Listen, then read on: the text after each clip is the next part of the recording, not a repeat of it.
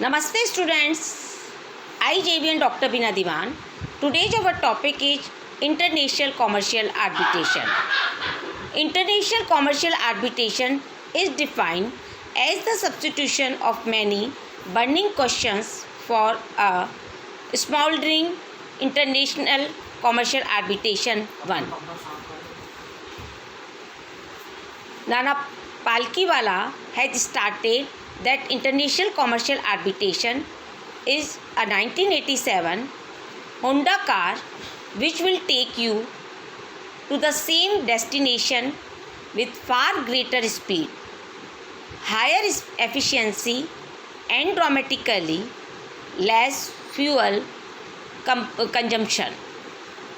International arbitration is considered to be commercial if it related to dispute arising out of a legal relationship, irrespective of their contractual nature, and are considered as commercial under the law in force in India and were at least one of the parties is a national of or habitual resident in any country other than India, or second, a body corporate which has to be incorporated in any foreign country, or third one, an association or a body of individuals whose core management and control in a country which is not India, or last one,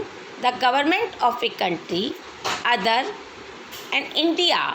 In international commercial arbitration, the arbitral tribunal is bound to decide the conflict according to the rules of law chosen by the parties and applicable to the substance of the dispute.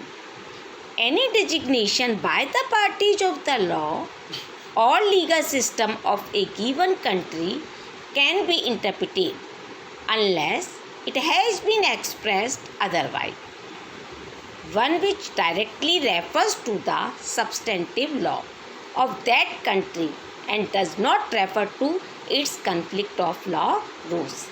That is called international commercial arbitration, is the kind of arbitration. I think all are understood. If you have any doubt, you can write your doubts in comment box. Thank you so much.